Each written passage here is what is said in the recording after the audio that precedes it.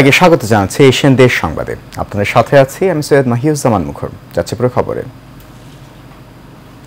কুষ্টিয়া ইসলামী বিশ্ববিদ্যালয় থানার হাতিয়ায় সামাজিক দ্বন্দ্বের জেরে বকুল বিশ্বাস নামের একজন নিহত হয়েছেন। স্বজনরা জানায় কুলখানির রান্না ও দাওয়াত দেয়াকে কেন্দ্র করে শিপন বিশ্বাসের নেতৃত্বে দেশীয় ধারালো অস্ত্র লাঠিসোঁটা নিয়ে ৩০ থেকে ৪০ জনের একটি দল অতর্কিত হামলা চালায়। হামলায় নিহত হয় বকুল বিশ্বাস, এছাড়াও আহত হয় আরও ৫ জন। ঘটনার সত্যতা নিশ্চিত করেছেন কুষ্টিয়া ইসলামী বিশ্ববিদ্যালয় থানার ওসি মেহেদী হাসান।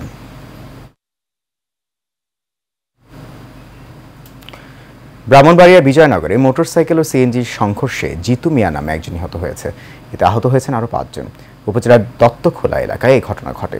পুলিশ জানায় সকালে জিতুকে নিয়ে তার বাবা ব্রাহ্মণবাড়িয়া যাওয়ার জন্য সিএনজিতে ওঠেন। পথে দত্তখোলা এলাকায় আসলে একটি মোটরসাইকেলের সাথে সিএনজির মুখোমুখি সংঘর্ষ হয়। এতে জিতু সহ আহত হয় ৬ জন। পরে তাদের উদ্ধার করে সদর হাসপাতালে নেওয়া হলে চিকিৎসক জিতুকে মৃত ঘোষণা করেন।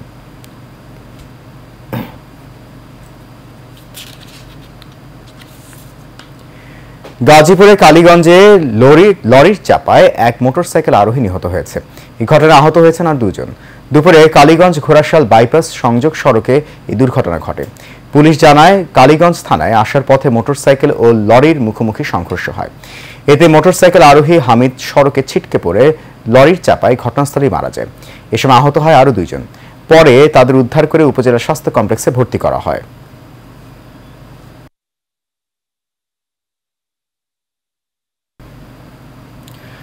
ঝিনাইদহের কালীগঞ্জের চাচড়া রেলগেট এলাকায় ট্রেনে কাটা পড়ে অজ্ঞাত এক বৃদ্ধের মৃত্যু হয়েছে। পুলিশ জানায় দুপুর ১টার দিকে চাচড়া রেলগেট থেকে একটু দূরে মাঠের মধ্যে রেল লাইনের পাশে এক বৃদ্ধ বসেছিল। এ সময় খুলনা থেকে ছেড়ে আসা চিলাহাটি ট্রেনে কাটা পড়েন ওই বৃদ্ধ। পরে ফায়ার সার্ভিসের কর্মীরা মরদেহ উদ্ধার করে রেল পুলিশের কাছে হস্তান্তর করে।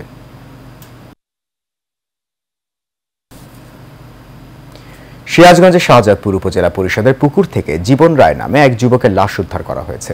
দুপুরে উপজেলা পুকুরে স্থানীয় শিশুরা গোসল করতে নামলে জীবন রায়ের মরদেহ তাদের পায়ে বেজে যায়। এই সময় শিশুদের চিৎকার আশপাশের মানুষ এসে উদ্ধার করে স্থানীয় একটি বেসরকারি ক্লিনিকে নিয়ে যায়। পরে জীবন রায়কে মৃত ঘোষণা করেন চিকিৎসকরা। ঘটনার সত্যতা নিশ্চিত করেছেন শাহজাদপুর থানার ওসি আসলাম হোসেন।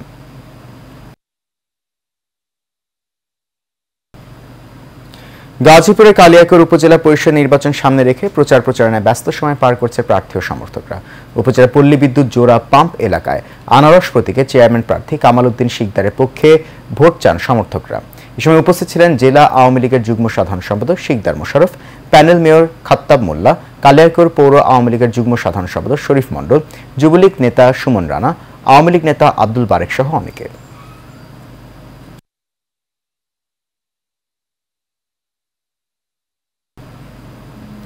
ঢাকার ধামরাইয়ে উপজেলা পরিষদ নির্বাচনের প্রচারণায় ব্যস্ত প্রার্থীরা। কিছুক্ষণ আগে প্রচারণার সবশেষ খবর জানিয়েছেন সহকারী মুস্তাফিজুর রহমান বকুল। এখন আছেন আনারস প্রতীক নিয়ে ধামরাই উপজেলার চেয়ারম্যান পদপ্রার্থী আব্দুল লতিফ সাহেব। আমি ওনার কাছে চলে যাচ্ছি। আপনি নির্বাচন করছেন, আপনি বিজয়ের দিকে কতটুকু আশাবাদী এবং আপনার কোনো নির্বাচনী কোনো প্রতিবন্ধকতার সৃষ্টি হয়েছে? আমি মোহাম্মদ আব্দুল লতিফ, আমার মার্কা আনারস। আমরা সকলেই জানি যে বাংলাদেশের মাননীয় প্রধানমন্ত্রী জননেত্রী শেখ হাসিনা আগামী উপজেলা নির্বাচন যাতে সুষ্ঠু হয়, যার জন্য উনি দলীয় প্রতীক উঠিয়ে দিয়েছেন। তারপরও দেখা যাচ্ছে যে বিভিন্ন প্রার্থী এমপির সন্নিকটের লোক, যেমন বিশেষ করে খালিদ মাসুদ খান লালপুর, উনি বিভিন্নভাবেই আমাদের নেতাকর্মীদের হুমকি দিচ্ছেন এবং বিভিন্ন ক্যাম্পে যেন হামলা করছেন। আমি আসলে শান্তিপ্রিয়ভাবে আমি নির্বাচন চাই, কারণ আমি সম্মান করি জাতির জনক বঙ্গবন্ধু শেখ মুজিবুর রহমানের সুযোগ্য কন্যা আমাদের মাননীয় প্রধানমন্ত্রী জননেত্রী শেখ হাসিনা। যেভাবে উনি চাচ্ছে যে আগামী উপজেলা নির্বাচনটা একদম পরিপূর্ণ সুষ্ঠু এবং যেন সাধারণ ভোটাররা যেন ভোট কেন্দ্রে যায়, সেই ব্যবস্থার কারণে একটা সুন্দর একটা পরিবেশ আছে এখন পর্যন্ত। কিন্তু এই খালিদ মাসুদ খান লালপুর কারণে কিছুটা বিশৃঙ্খলা সৃষ্টি হইতেছে, যার জন্য আমি আমার প্রচারণা ইনশাল্লাহ খুব ভালো চলছে এবং আমি শতভাগ আশাবাদী যে আগামী 21শে মে আমি বিপুল ভোটে আমি জয়যুক্ত করব। নারায়ণগঞ্জের রূপগঞ্জে সাংবাদিকদের সাথে মতবিনিময় করেছেন উপজেলা পরিষদ নির্বাচনের চেয়ারম্যান প্রার্থী হাবিবুর রহমান হাবিব। দুপুরে রূপগঞ্জ প্রেস ক্লাব কার্যালয়ে এই মতবিনিময় সভা করেন তিনি। কলামিস্ট ফোরাম অফ বাংলাদেশের মহাসচিব লায়ন মীর আব্দুল আলিমের সভাপতিত্বে সভায় বক্তব্য রাখেন উপজেলা আওয়ামী লীগের যুগ্ম সাধারণ সম্পাদক আব্দুল আজিজ, প্রেস ক্লাবের প্রধান উপদেষ্টা আলম হোসেন, সাধারণ সম্পাদক হাজী খলিল শিকদার, সাংগঠনিক সম্পাদক আহমেদ রাসেল সহ অনেকে।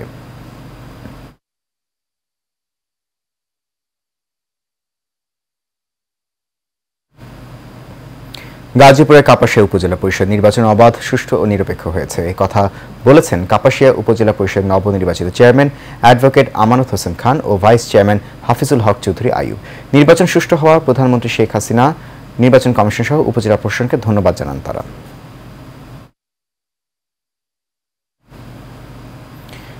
দর্শক, কক্সবাজারে ঈদগাঁ উপজেলা নির্বাচনের প্রচারণায় ব্যস্ত সময় পার করছেন প্রার্থী ও সমর্থকরা। সেখানকার সবশেষ খবর জানিয়েছেন সহকর্মী ওসমান গনি। আর মাত্র কয়েকদিন বাকি কক্সবাজারের নবগঠিত ঈদগাঁ উপজেলা পরিষদ নির্বাচন। এই উপজেলা পরিষদ নির্বাচনকে ঘিরে ভোটারের দ্বারে দ্বারে যাচ্ছেন প্রার্থীরা। আমার সাথে আছেন একজন প্রার্থী, আমি এই প্রার্থীর সাথে কথা বলার জন্য চেষ্টা করব। চেয়ারম্যান পরিষদে নির্বাচিত হন, আপনি এই উপজেলাবাসীর জন্য কি করবেন? ধন্যবাদ এশিয়ান টিভি। আসলে এখন বিগত দিনগুলিতে সাধারণ মানুষের পাশে ছিলাম, অসহায় পরিবারের সাথে ছিলাম। যদি আল্লাহ যদি এই ঈদগাঁ উপজেলায় চেয়ারম্যান যদি আমাকে দান করেন, ইনশাআল্লাহ এই ঈদগাঁ উপজেলাবাসীর জন্য এখানে আমাদের অনেক কাজ বাকি আছে। ঈদগাঁ উপজেলায় আমাদের ঈদগাঁ উপজেলার ভবন, এই যে ভবনগুলো আছে বাকি, আমাদের রাস্তাঘাটেরও অনেক সমস্যা আছে। আমাদের এই যে মন্দির, মসজিদ, মাদ্রাসা, হাফেজখানা, এগুলার সমস্যা আছে। মসজিদের ইমামের সমস্যা আছে, মসজিদের ইমামের বেতনের সমস্যা আছে, মাদ্রাসার শিক্ষকদের বেতনের সমস্যা আছে। এগুলা নিয়ে আমি আগামীতে যদি নির্বাচিত হই, এগুলা নিয়ে ইনশাআল্লাহ কাজ করব। সংবাদের পর্যায়ে নিচ্ছি বিরতি, ফিরছি একটু পর, সঙ্গেই থাকুন।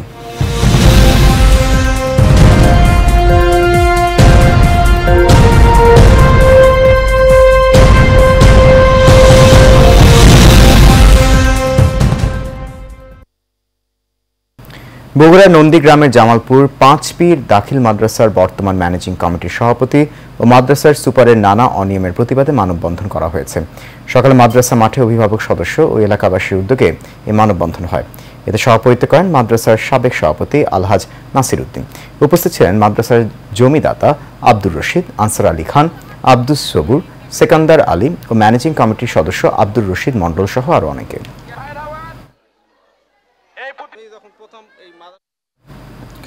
নাটোরের বাগাতিপাড়ায় স্কুল শিক্ষককে নির্যাতনের ঘটনায় মামলা করে উল্টো হয়রানির মুখে পড়েছেন নির্যাতিত শিক্ষক বাদল উদ্দিন।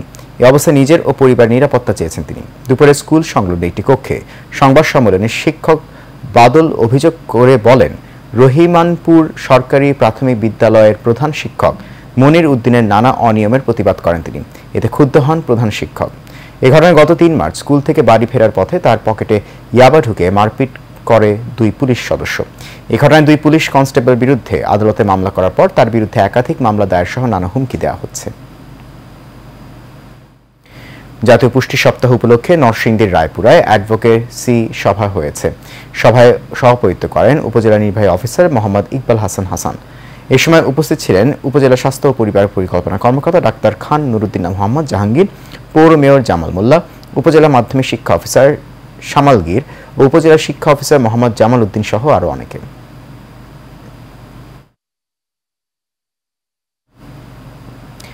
হাতিয়া যুব কল্যাণ সোসাইটি চট্টগ্রামের কার্যকরী কমিটির পরিচিতি সভা ও মেধাবী গরিব শিক্ষার্থীদের মাঝে শিক্ষাবৃত্তি প্রদান করা হয়েছে। চট্টগ্রাম প্রেস ক্লাবে বঙ্গবন্ধু হল রুমে এর আয়োজন করা হয়। সংগঠনের সাধারণ সম্পাদক এম সাইফুল্লাহ মুনিরের সঞ্চালনায় ও মোজাম্মেল হোসেনের সভাপতিত্বে এতে প্রধান অতিথি ছিলেন চট্টগ্রাম বিশ্ববিদ্যালয় আরবি বিভাগের শিক্ষক ডক্টর আকাম আব্দুল কাদের। বিশেষ অতিথি ছিলেন এস.এম. আজিজ, ডাক্তার অধ্যক্ষ আনোয়ার হোসেন মানিক ও আজরুল উদ্দিন সফদার সহ আরও অনেকে।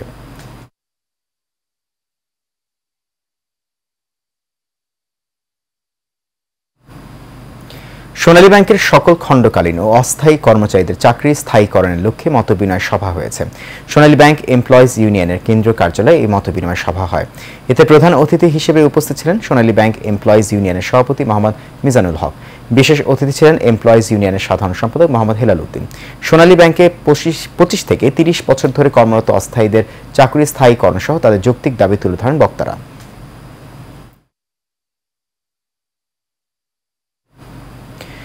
পটুয়াখালী কুয়াকাটায় জেলেসহ বিভিন্ন শ্রেণী পেশার মানুষকে সার্বজনীন পেনশন ভাতার আওতায় আনতে উদ্বুদ্ধকরণ সভা হয়েছে। সকালে কুয়াকাটা পৌরসভা চত্বরে এই সভা হয়। এতে প্রধান অতিথির বক্তব্য রাখেন উপজেলা নির্বাহী অফিসার মোহাম্মদ রবিউল ইসলাম। পৌর মেয়র মোহাম্মদ আনোয়ার হাওলাদারের সভাপতিত্বে উপস্থিত ছিলেন পৌর প্যানেল মেয়র মোহাম্মদ মনির শরীফ, কাউন্সিলর মোহাম্মদ ফজলুল হক সহ আরো অনেকে। সভা শেষে পৌরসভার উদ্যোগে 800 জেলের মাঝে বিজিএফ এর চাল বিতরণ করা হয়।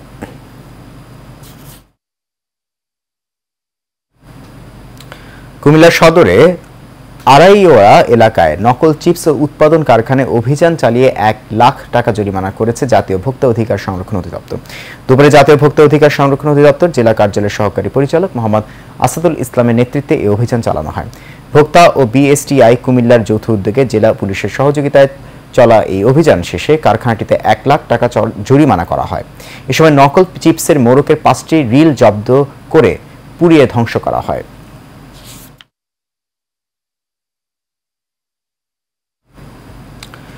দুই হাত না থাকা সত্ত্বেও পা দিয়ে লিখে এসএসসি পরীক্ষায় জিপিএ 5 পেয়েছে। 5 পেয়ে আলোড়ন সৃষ্টি করেছেন চট্টগ্রাম সীতাকুণ্ডের রফিকুল ইসলাম রাব্বি। স্বজনরা জানিয়েছে 7 বছর আগে বিদ্যুৎস্পৃষ্ট হয়ে 2 হাত হারিয়ে যায় রাব্বির।